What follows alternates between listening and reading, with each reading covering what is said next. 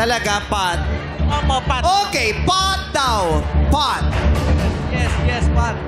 Matapang si ate.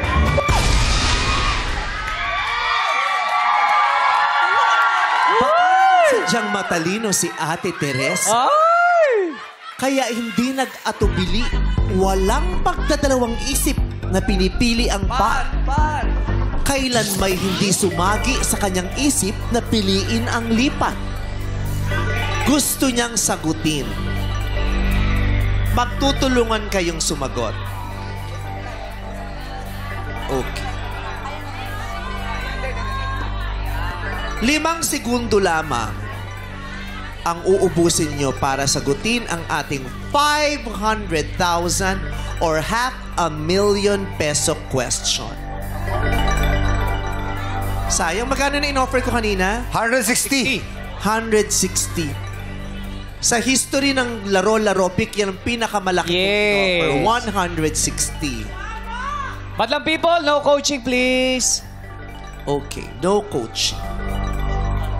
Pag nasagot nyo to, may kalahating milyong kang dagdag sa pera niyo. Sa'yo lang to kung mapapanalunan mo, isi-share mo kung kanino mo.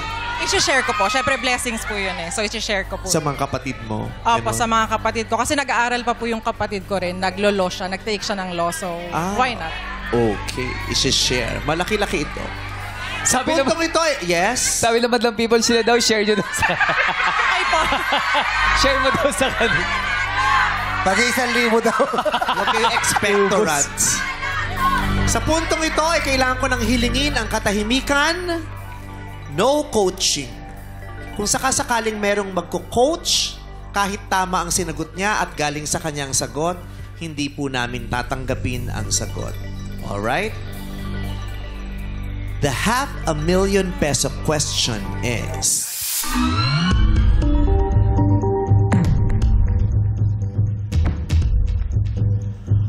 Noong 1992, pinadala ang kauna-unahang SMS text message.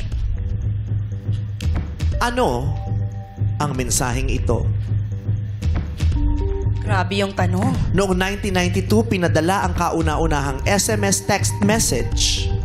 Ano ang mensaheng ito? 5 segundo. Time starts now. I love you.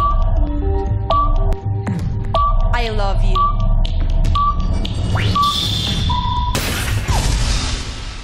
Ang sagot mo ay? I love you. Yan ang sagot mo. Ang sagot mo ay? I love you. Parang di ba may nag-viral? Actually, di ko alam ang answer, pero... Na may nag-viral daw kasi dati, di ba? Yung I love you. Yung I love you virus. Baka yun yun. Kaya ang sagot mo ay? I love you. Anthony, ang sagot niya daw ay... Ay, hindi! Pero baka hi, no? Baka hi. So wala ka answer, ate? Wala, hindi ko alam eh. Sayang, hindi Kung man. ikaw, guess lang, wild guess. Siguro. Pero hindi na to kasama sagot kasi tapos na. Ano lang ang wild guess mo? Well, siguro, hi. Hi. Hi, kasi Ang hula niyang hi. Ang sinagot naman ni Shuvi ay, I love you. Okay. Pagsamahin natin, hi, love you. Tama ba ang sagot ni Shuvi na I love you? Kung tama ang I love you, mananalo si Teresa ng 500,000 pesos. Noong 1992, pinadala ang kauna-unahang SMS text message. Ano daw nga ba ang mensaheng ito? Ang sagot niyang ay I love you. I love you is... Wrong! Sana ma. Ang tamang sagot ay Merry Christmas. Ay, alam nyo? O, nag-google nyo habang nagtatanong ako. Alam niya talaga? Wow! Merry Christmas! Sino ang nagpadala? Ipinadala ang kauna-unahang SMS text message sa kasaysayan noong December 3, 1992 ni Neil Papworth. Isang 22-year-old engineer gamit ang personal computer at ipinadala ito sa telepono ng kasamahan niya sa kumpanya. Ayun. Merry Christmas ang unang mensaheng na ipadala via SMS. Ay, hindi nabasa lahat. Meron yung before yung Merry Christmas. Ano? I love you. Merry Christmas, I love you. Hindi na send. Oh, Hindi na send. Kasi,